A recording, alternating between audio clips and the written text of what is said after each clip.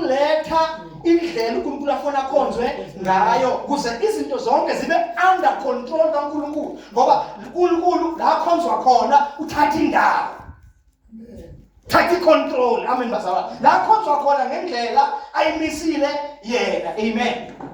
Hallelujah. Let's nje ilula. Ngoba ukuze understand kahle, understand ku Old Testament. Ku Old Testament uNkulunkulu uthi abantu sebonile. Uthi uNkulunkulu ngizokwenza isizwe. Engizosibiza ngokuthi sami. Ufuna ukuqala isizwe sakwa-Israyeli. But mayiqala isizwe sakwa-Israyeli ngoba uNkulunkulu usebenza ngembewu. Ubiza uAbraham ukuphumezela nakini nasehlotsheni zakhe. Phuma. Ngizokubusisa. Ngizokwenza igama lakho libe likhulu. Amen. Ngizoba isihlangu sakho. Amen. Ngokukholwa uAbraham wenze njani? Waphuma. Amen. Ngokukholwa waphuma la angasikhona kodwa ngoba uthengisiwe uNkulunkulu. Amen bazalwane. Waphuma ehlotsheni zakhe waphuma uNkulunkulu uthi uAbraham. Mayisephumile uAbraham uNkulunkulu ujonge nje ukuthi enzalweni kaAbraham. Amen bazalwane.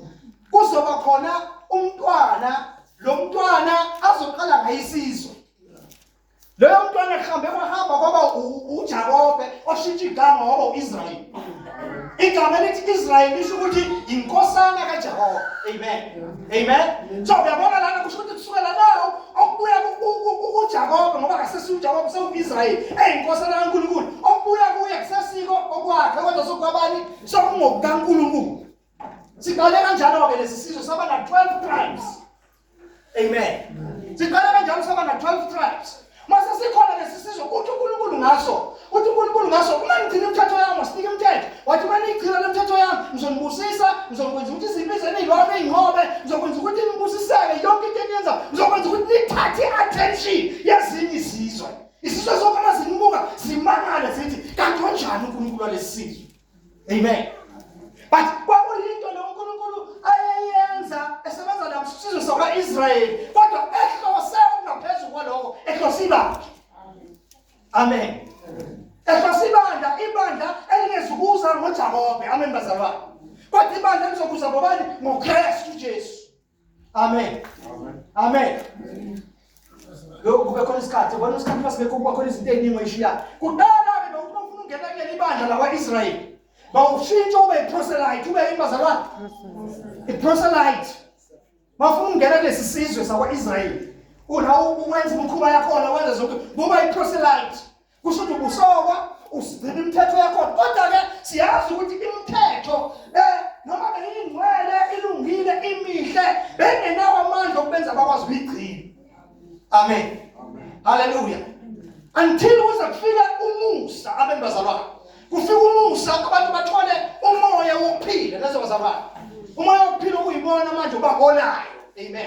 Moya ingcwele okuyena wenzenjani obaholayo obanikeza an ability ukuthi bakwazi ukuphila impilo efunwa uNkulunkulu. Amen. But ibandla lona liza ngokuthi umuntu uzalwa kabusha. Ingabe iBhayibheli lithi umelwe ukuthi uzalwe kabusha. Amen. Amen. So manje usangena ngendlela ethize. Bonke abangena baba amalungu ebandla, abangena babe yilesi sizwe sikaNkulunkulu esiyibandla, bangena ngendlela yokuthi bazalwe kabusha. Amen. Once wazalwa kabusha, wasindiswa wamukela uJesu njengenkosi nomsindisi, sewuyathathwa uthathwa umoya ingcwele, akungezelele ebandleni. Wena nje ebandleni ukhona njengelunga lomzimba.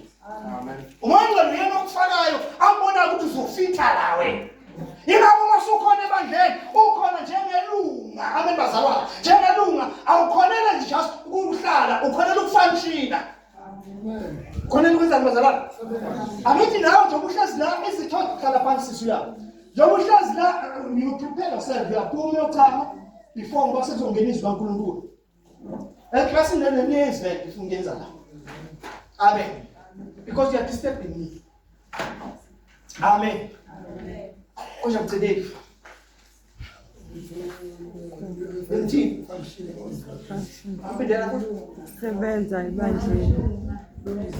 Yes. Ngithi mina njengoba nawe uyizitho eziningi ekhanda umzimba wodwa. Asike isitho umzimbeni wakhe esikhona esingafanishile. So nasebandleni masukhona umoya ingcwele uyakufaka bese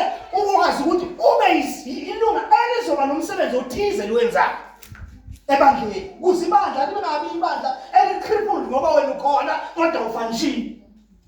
Amen. Mhlawumbe wena uyindlebe nje. Amen bazalwane. Njengoba uyindlebe nje uswa kancane ngale yodwa so uyastrugglisha ukuzwa. Amen bazalwane. Uyezwa bona kodwa uyastrugglisha ukuzwa. Bamanye amagama kusho ukuthi indlebe yakho kufanele ibe njani? Ibe indlebe esebenzisayo. Amen. Ngiyalinganisa nje. Bengalinganisa nangonyawo. Bengalinganisa nangani. Amen. So ngiyadlula. Now injongo yokuba sebandleni. Konje bangifundisa la. Ngifundisela ukuthi noma ngabe ukuliphi ibandla ongene kulo ukwazi ukubona nokwazi ukuthi injongo kaNkulunkulu uNkulunkulu ukuthi ukuthembile wena usithembile thina njengebandla. Amen bazalwane.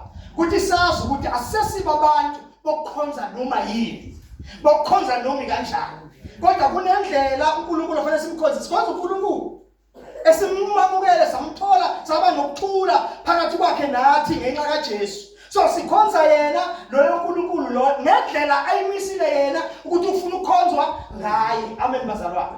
And ibandla yilo kuphela. Ibandla is the leader of the society. Ibandla is the leader of uyuza abantu abaningi bathi we are a leader of the society. Njengeqembu elithile no, but uNkulunkulu the leader of the society yibandla. Why ibandla li leader of the society now? Because ebandleni umuntu wayezongena ebandleni lithi iBhayibheli kuhle kuyabongeka emehlweni kaNkulunkulu ukuthi abantu bonke basindiswe bafinyelele kwazini iqiniso. So mawusindiswa wena sawufinyelele kwazini iqiniso ukuthi lo uNkulunkulu wasemazulwini ukhonzwa kanjani akahlanganiswa nabanye uNkulunkulu futhi nendlela akhonzwa ngayo injani. So usawukhonza uNkulunkulu uneqiniso olaziyo uNkulunkulu. Amen. Hallelujah. Konke okwenzayo ukwenza ulandela izwi kaNkulunkulu ngoba izwi kaNkulunkulu liyiqiniso. Yingakho iBhayibheli lithi bangcwelise ngeqiniso ngoba izwi lakho liyiqiniso. So manje iBhayibheli bangcwelise ngeqiniso. So kusho ukuthi izwi kaNkulunkulu lifika kuwe okuningi hlangahlangene la. Amen bazalwane. Bese lifika likulethela ukukhanya. Bese uyaqala ukubona uwrong no right. Uqala ukuyihlunga manje ukuthi angibelongi la, angifanelekile la, kodwa ngibelonga la. Father, sanctify them with your word. Your word is truth.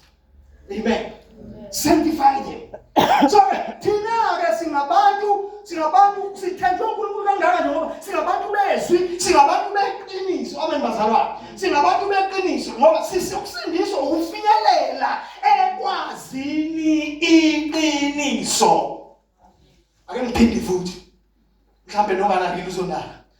Ukusindiswa ukufinyelela ekwazini ini iqiniso.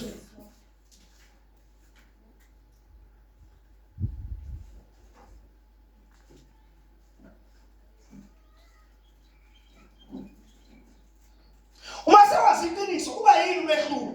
Awusahambi njengomuntu omehlo akhe aphuphuthekisiwe. Awusahambi njengomuntu blinded by the God of this world, of which his eyes are blinded by the God of this world. Awusahambi njengomuntu omehlo akhe aphuphuthekisiwe uNkulunkulu waleli lizwe okusakhaya. Now you know the truth, you follow the truth. How do you know the truth? You know the truth ngokuhlala ezwini, ngokuqinisela ezwini. That's why uthi Jesu uma nimi ezwini lami nizolazi iqiniso, iqiniso lizonikhulula. Umuntu ukhulula yini engazini? Iqiniso. Yini iqiniso liyini? Yizwi.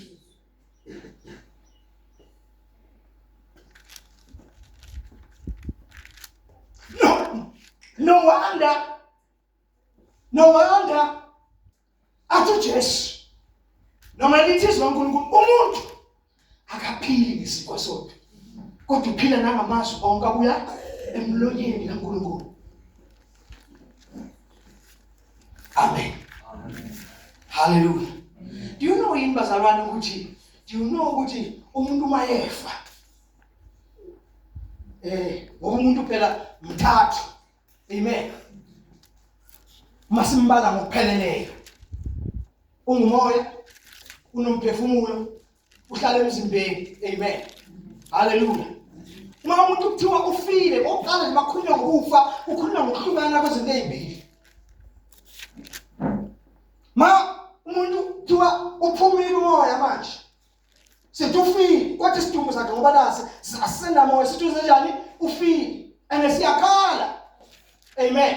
Sikhaliswa yini ubuhlungu bokuhlukana naye. Amen. Hallelujah. Naye surely umphefumulo wakhe, umoya wakhe uyakhala la ukhona.